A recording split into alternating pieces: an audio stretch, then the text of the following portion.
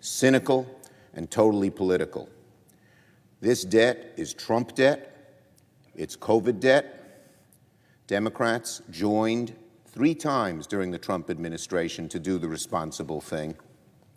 And the bottom line is that Leader McConnell should not be playing political games with the full faith and credit of the United States. Americans pay their debts. Now, let's get into what's happening here in the Senate this afternoon. The Senate will hold a procedural vote to get the legislative process started on a bipartisan infrastructure bill. I have been very clear about what this vote is.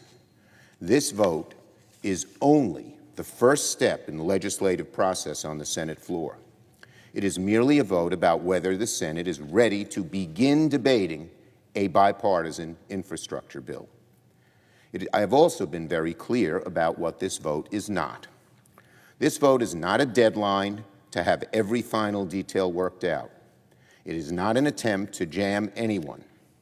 If senators agree to adopt the motion to proceed, the bipartisan group of senators will have many opportunities to make their agreement the base of the bill, even if they need a few more days to finalize the language. My colleagues are well aware that we often agree to move forward with debates on issues before we have final text of the bill in hand. We've done it twice this year already: the Anti-Asian Hate Crimes Bill and the U.S. Innovation and Competition Act. Both times the Senate produced successful bipartisan legislation.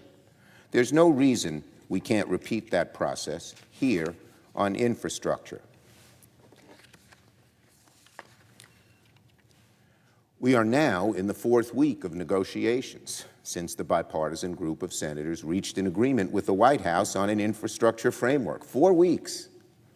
According to the negotiators, spurred on by this vote this afternoon, they are close to finalizing their product.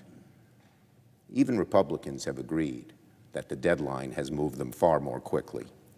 Given the process of the bipartisan negotiations, I believe senators should feel comfortable voting to move forward today.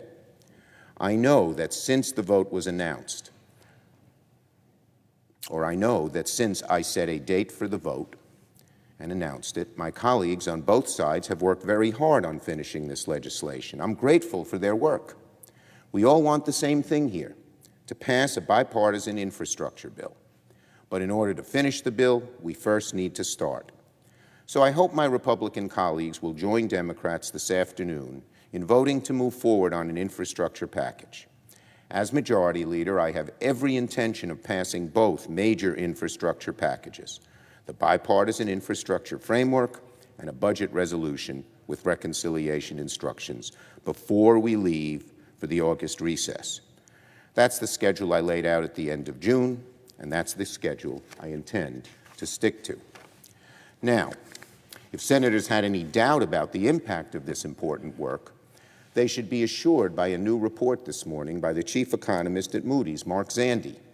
Having analyzed both the bipartisan bill and the agreement by Senate Democrats on the Budget Committee, Mark Zandi concludes that the twin legislative packages will provide a massive boost to the economy and that both are essential. Specifically, his report says that the two bills are, quote, designed to lift the economy's longer-term growth potentials and ease inflation pressures.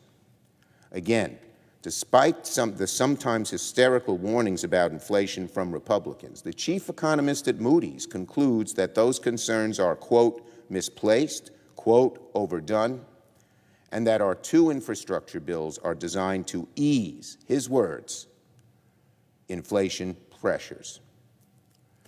The report goes on to say that our investments in infrastructure and social programs will, quote, lift productivity and labor force growth and direct the benefits of the stronger growth to lower-income Americans and address the long-running skewing of the income and wealth distribution. In other words, it will help strengthen the middle class and those trying to get there and not have all the income, so much of the income, disproportionately flow to the top 1% and 10%. I hope my colleagues are listening to those benefits: long-term economic growth, easing inflation pressures, lifting productivity, strengthening the labor force, reducing income inequality. That's what one of the nation's leading economists predicts our 2 infrastructure bills will achieve. The report by Moody's should light a fire under all of us. I'll be sending the full report to the Senate Democratic Conference, and I commend it to my Republican colleagues to read as well. It's been decades since this chamber has made significant standalone investment in our nation's infrastructure. We're the largest economy in the world, but our infrastructure ranks 13th. You'd find better infrastructure in the United Arab Emirates than the United States. Meanwhile, middle-class and working Americans have watched the American dream fall out of reach, as globalization, technology, and vicious inequalities of income have sapped much of America's fundamental promise of economic opportunity. We must restore that promise, that hope, that American dream. If we want Americans to prosper in the 21st century, if we want to restore that fundamental promise, we need to invest in our infrastructure, create jobs, support families, strengthen the backbone of the middle class, help underserved communities, and rekindle the sunny optimism that's been a hallmark of the American spirit for more than 2 centuries.